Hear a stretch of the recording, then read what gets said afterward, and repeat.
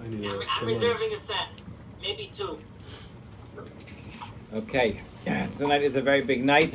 Good luck, everybody. Welcome to Motzei Yom Menucha.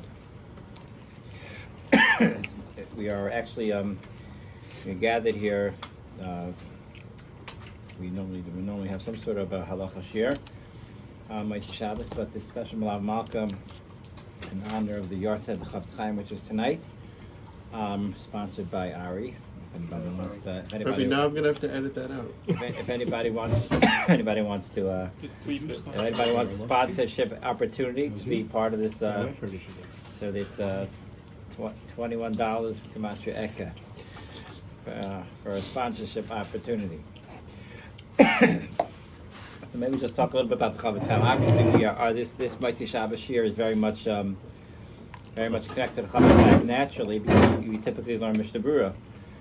And so Mela, our Motzei Shabbos is naturally connected to the Chofetz Chaim. But let's talk a little bit about the personality of the Chofetz Chaim, or maybe one of the famous Mishalom, the Chofetz Chaim, and then we'll learn maybe a little Chofetz Chaim halacha too, and then we'll do our halacha. Bez Hashem. 25 years it took me to write it. Mishnah Berurah, yeah. It took him 25 years to write it. Wow. So the Chofetz Chaim had an unusual life, and we're looking at it in hindsight. We're looking at it. Wow, look! He must have had a lot of covet. He must have had an easy life. He must have had plenty of money, selling all his Mishnah Berurahs. But when the Chofetz Chaim was my age, he had not yet written the Mishnah Berurah. He was maybe working the Chofetz. Maybe he had written the Chofetz Chaim, maybe not.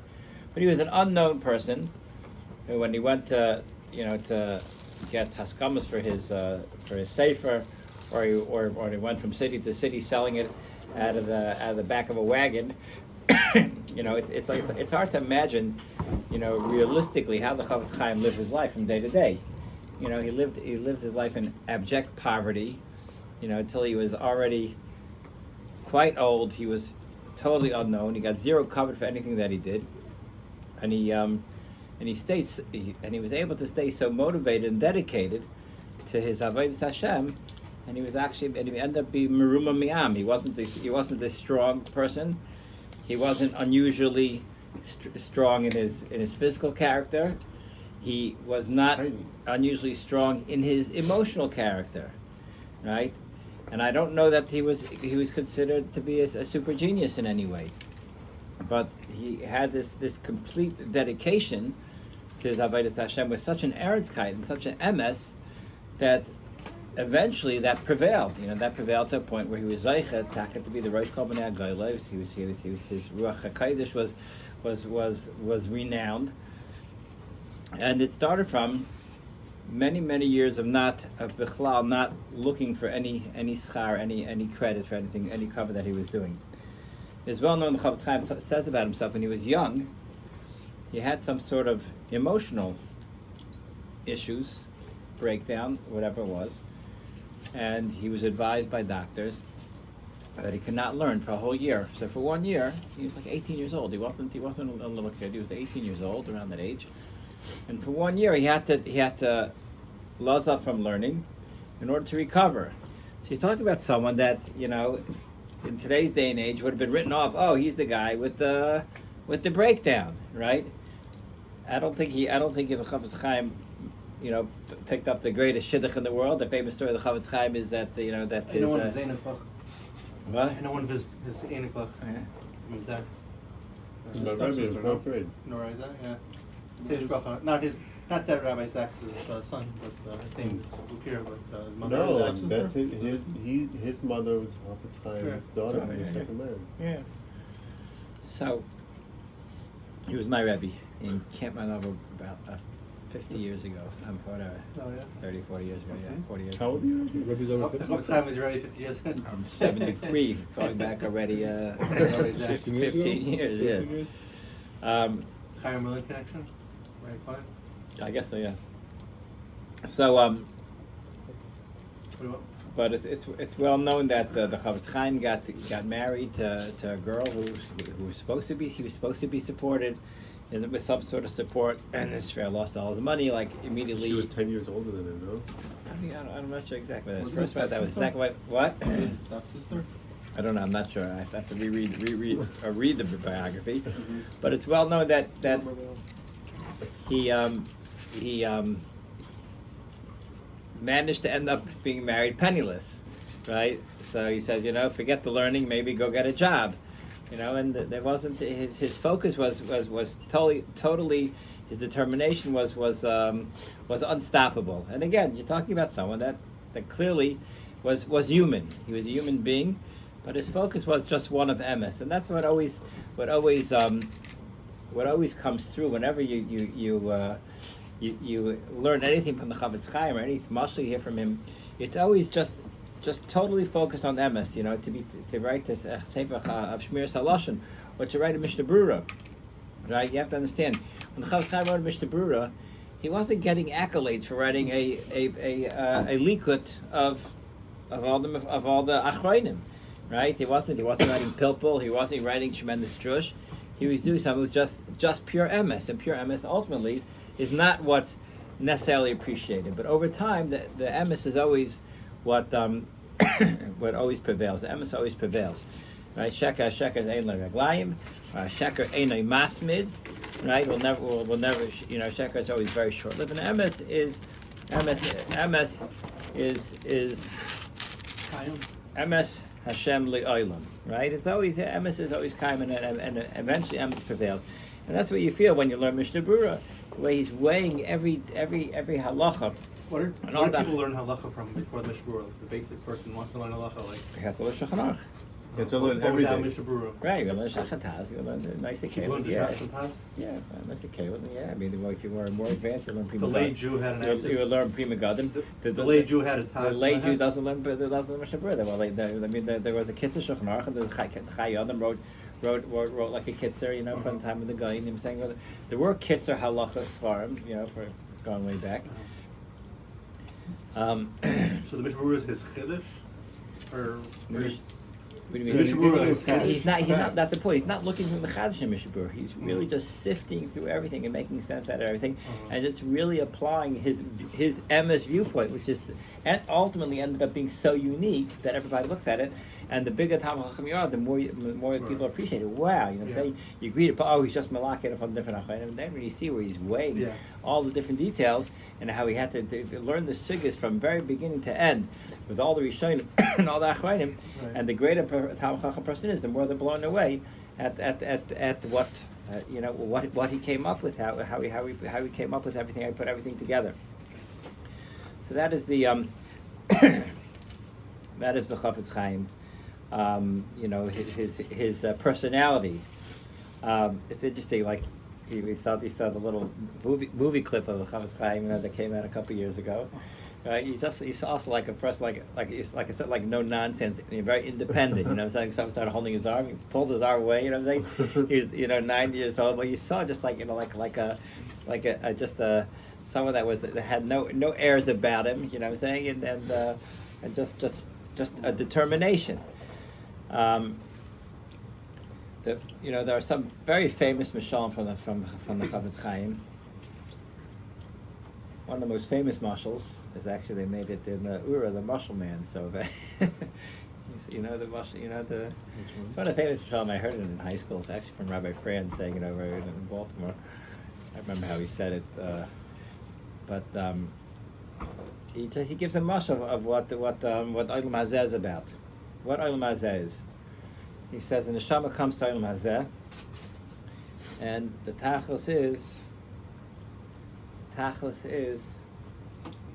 mitzvahs. Torah mitzvahs are ultimate nitzchias. They're the most valuable thing. They're diamonds. Every mitzvah is a diamond.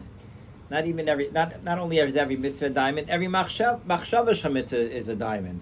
Every sur meirah is a diamond. Right? You walk down the street, and you look away 100 times, right? So on the one hand, you could say, what am I being bombarded with this neshayis from? Obviously, Hashem doesn't care, and the answer is no. He wants to give you 100 diamonds on the way home from work.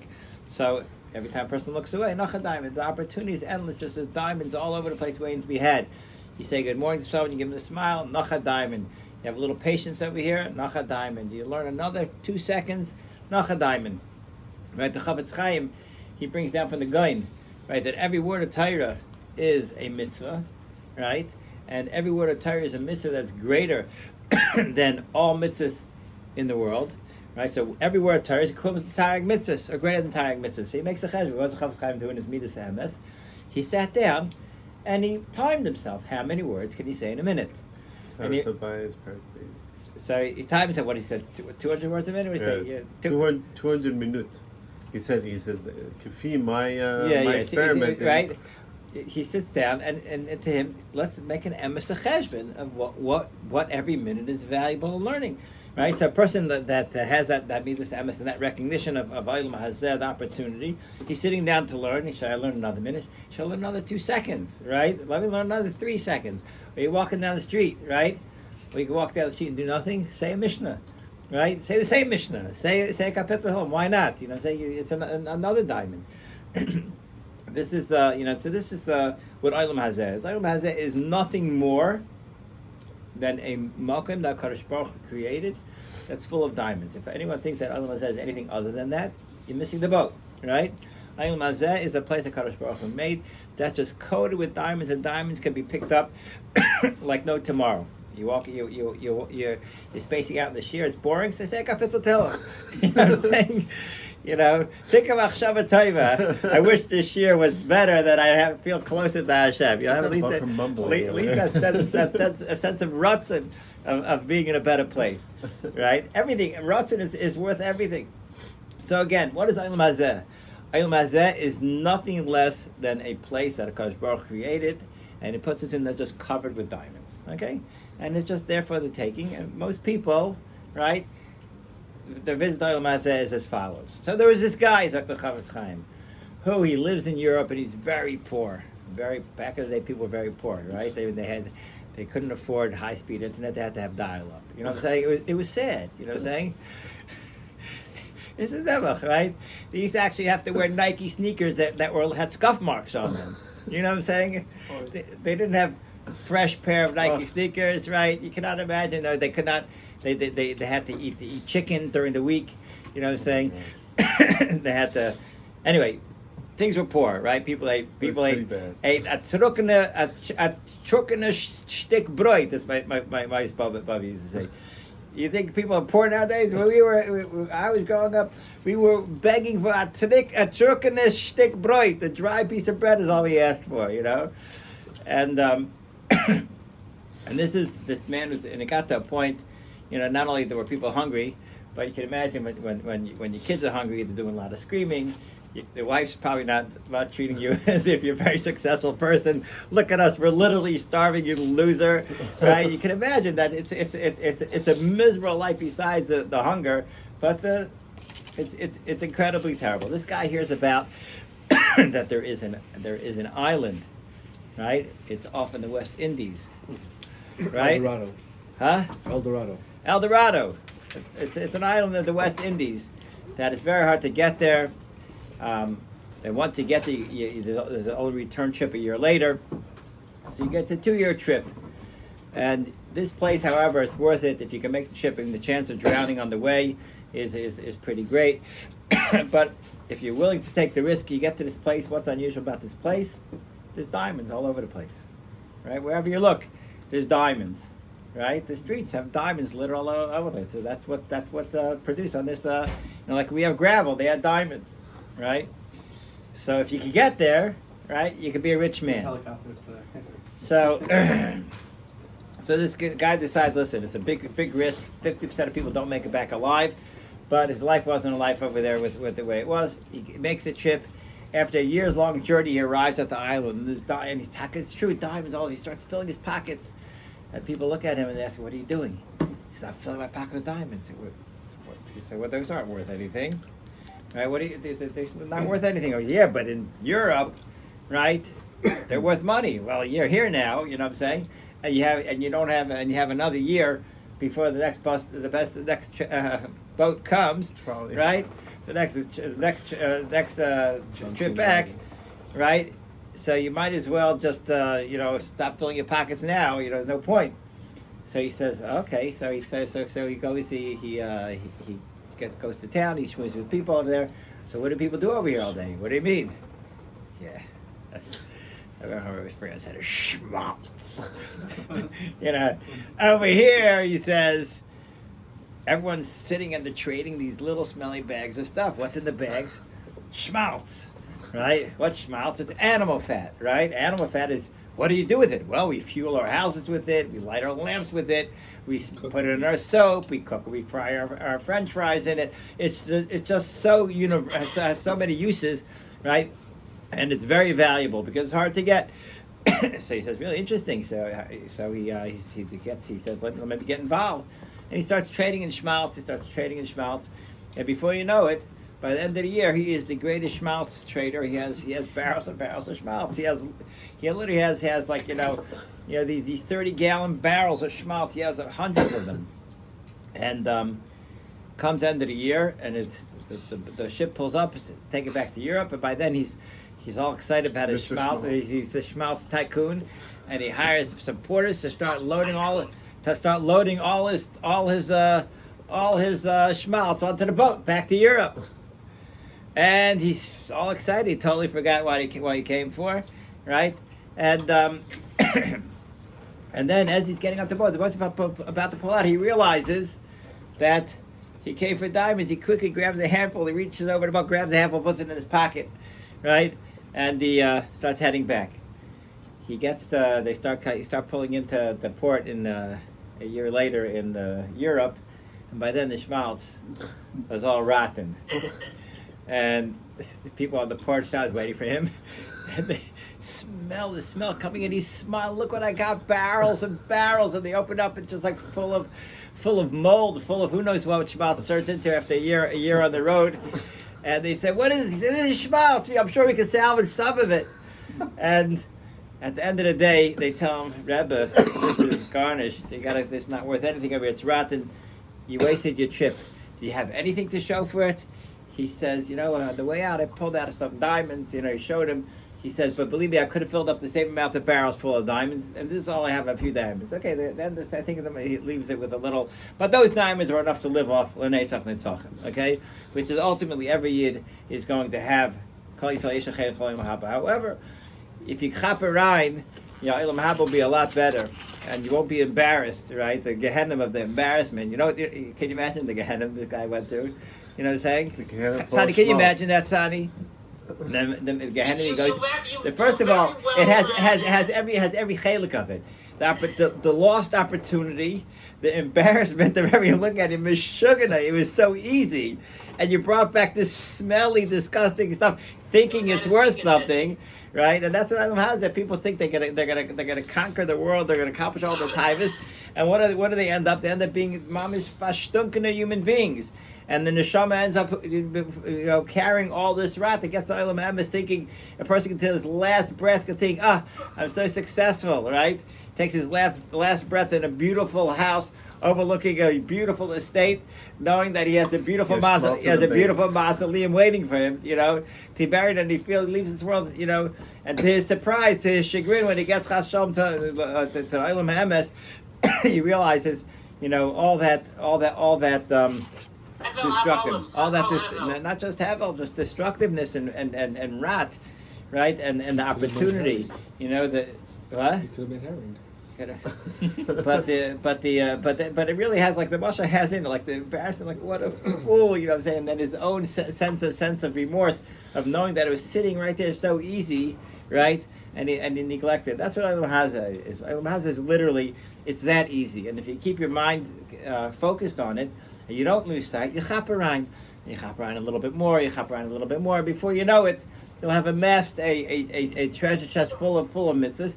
And once you built your foundation in Avodas Hashem, it gets easier, right? The first 50 years are the hardest, right? That's not very encouraging. The first 50 years are no, it is very encouraging. You know why? Because I'll tell you why. Because when the first 50 years are building a base for the next 70 years, right? You have what to look forward to. But the people 50 But the people that for the first 50 years are building an Olam Hazeh base, and all of a sudden the teeth are not so strong to chew the steak, right? The legs are not so fast running, and the people they're running after are all getting away, you know. And their digestive system isn't working. Their vision isn't so good. What you say? I said, drop dead. What? You know, and so these people, what do the next 70 years look like for them? It's rive the life, right? It's about 60% of their life is still left. You know, they're hopeful that, you know, and what's left? Nothing. Right? They're bankrupt. But when you build a base for the first 50 years, the next 70 years are cool and nachas. The Yitzhar is fine. So again, you know, he could leave. You know, we never needed him. He's just been a pain until now. You know, and that person's havana. Their sense of close to Hakadosh Baruch Hu Melech is nisraba. So Meil Olam Hazeh. If you start building the base of diamonds, then a person has his entire life. Literally, he can chop the diamonds on Me'av Esim Shana, and every day and every moment is precious. This is the famous mashal of the Chofetz Chaim. That really you know hits the nail on the head. I just picturing this guy. You can just picture this guy, the tsar that he's having from every angle. You know what I'm saying? Forever. Yeah, just but from every angle, because everyone's like looking at him. Meshuggah, must have missed. You crazy? You know what I'm saying? You just spent 2 years. You risked your life, right? And you lost sight of what you just totally forgot what you're doing. It's just like. And then plus the fact that he doesn't have it either, just like from all angles. Pulling out his hair forever. So that's a famous mashal of Chofetz Chaim, and we should be zeicher taka to stay focused. And if I am any help in keeping the focus, that's my zchus. And I appreciate you guys coming here and allowing me to have some sort of input, some sort of positive input on your lives. Which ultimately I'm the greatest beneficiary of that.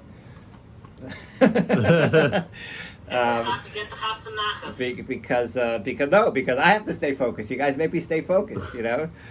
I just helped. What? What Yeah. I miss? Yeah, no way. Private joke. Oh. So let's just talk just a little bit about the Chofetz Chaim. Chofetz Chaim wrote this sefer. You know how long it took the Chofetz Chaim to write this sefer? Oh, that's why they call it the Chofetz Chaim, because that was his name. Right. Oh. He named the sefer Chofetz Chaim. Yeah, he named it after himself. Yeah. No, he named the sefer. But everyone else called him the Chofetz Chaim based on the sefer. Oh, that's That how could- it that works? could be. Oh, that makes Just more like sense. that baseball player was named after the highway, Jackie Robinson. I think they found them on the highway. I think when he was a baby. Yeah. Was he on the When he was a highway, baby, or- yeah. No, they found them like in a basket on the highway. Okay. BLM. The Chofetz Chaim wrote this sefer. Why did the Chofetz Chaim write this sefer? Because they were slandering. Make people better people. He wrote this sefer because he really wanted Mashiach to come. He really wanted Mashiach to come. You know? Yeah, they say he had a packed suitcase ready to go. Yeah, no. And Sonny, that's why he I had- bought a that's suit. Why he had the Zvachim Koilel, not the Zvachim. Kachim Koilel, The yeah. Kachim, yeah, the Yeah. Kahanim Kailo. He really wanted Kachim Mashiach to Koilel. come, and he held that it needs one tikkun. You know, so if we could be misakin this, Mashiach will come. So he sat and spent years and years writing the sefer, and then he spent years and years traveling around Europe, right? 35. Not in an LX 460. He traveled around Europe. And I think he probably had like a horsepower. Ford Fiesta or something like that. You know what I'm saying? Without heater air He had like a conditioning. four-horse Right. And- 4 horsepower. And Did he want to move to Eretz Yisrael? He did, yeah. I think he did. The end of his life, he wanted Didn't to, work and then out. it didn't work out, yeah. He was 35 years old when He he wrote died it. like right before Yeah. According to that He shit. died in between. Anyway. He wrote 25. Yeah, when he died, it yeah, wasn't- like a lot of them wasn't a lot of them like- small. it wasn't Like like- Jason, but 102? who what? 94. How old was he? Yeah, it is 94. 90s. Yeah. 94. I know this. Even I like know this the- because like the Polish there's a nobility kid's came to the Shmiras Halashon thing. Officer Chofetz. Yeah, it's called Car 94. Ah. Anyway, so because of that, this is what you see. They're so connected. You know, he says we need Mashiach to come. Let's locate the problem and let's fix it. And you dedicate the next 20 years of your life doing that, right? writing a sefer, printing the sefer. It wasn't cheap. He didn't have money. Traveling around cities and trying to get people actually to buy your sefer and say, listen, learn this sefer. You know, it's going to help ultimately, right? And you know how many days he came home feeling pretty dejected. I mean, he knew how to pick himself up, but it wasn't easy, right? And sitting out in the bitter cold, and everyone passing by like, get out of here, we're not interested in your sefer, and there's no chidushim in here, and we know everything already. And that was like the standard response, but ultimately, the emes prevails. Okay, that is the Chofetz Chaim. It's the one halacha in Chofetz Chaim. We'll do a Garel HaGra. Huh? Psicha? You guys said Lav and Essen. No, the second element such as Lashon is the first. They're both in Chofetz Chaim. No, he just does it different ways, different angles. One's more drushes and one's more halachas. Where did he compile these halachas from? From all over Shas and Rishonim. The drushes. That's it. It has to be Malakit, yeah. From all over, yeah. It's not his own. No, Yeah, so it has to be Malakit. It has to be Malakit. together. Yeah, you have to be everything brings rise to it. It gives Rambam compass everything. Rishonim and Why didn't anybody write such a sefer up until now? It's been thousands of years of Torah. I don't know. Because it was waiting for him. Sheila. He saw the internet was coming. He had to precede the internet. Blogs and the Well, Instagram. TV and already was around in America. I don't think he would rather have TV, but YouTube. so he was already having TV. Let's see. Let's pick a halacha. And let's just go pick out The Howard. well, that's tonight. let's just pick out the lav. Let's pick out this dude. Halacha 94. Starts off in the lavin. Person Meraga b'chaver over b'loy saseh. Someone talks lashon hara. He's over b'loy saseh. Shnemar loyselech rochel ba'amecha. He's a rochel. Right, a rochel is a perfume salesman. It's a salesperson that goes from door to door. Zeh shetayin dvarim halach mizel zeh. And a person that's gathering information here, spreading it here. There are people like that. There are fountains of information, and they hear things from this guy. Oh, I heard from this guy about you, and they heard this about him, and they go back and forth.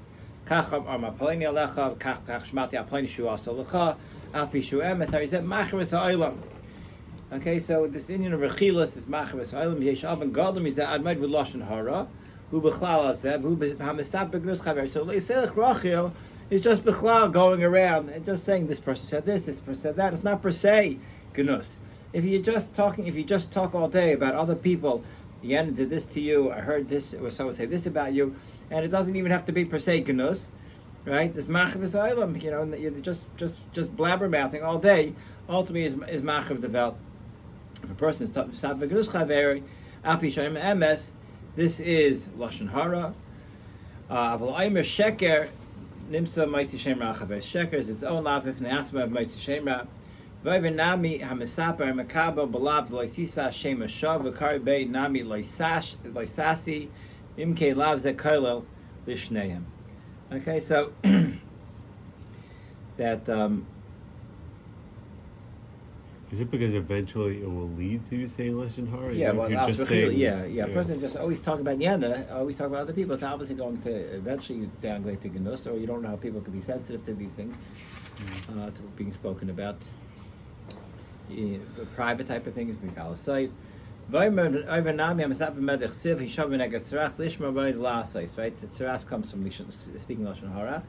And there's a lav that you have to be careful not to get tzaras, which means don't do things that bring you to tzaras. Perishud demashkasata lishmar that hakavod shel lishkach mili zor miloshen hara shel tava lecha tzaras aidei si prazer. Okay. Is his martial also the one with the feathers? For the pillow, Open you can't be pillow Masaka of feathers Lashon that fly around and now go pick up each feather? Is that How to be his Masaka Lashon Hara. Oh, I don't recall seeing that, but could be. He said it has a lot of mashalom, but I'm not familiar with that one. Okay, let's open it to Reish Mem Tes over here.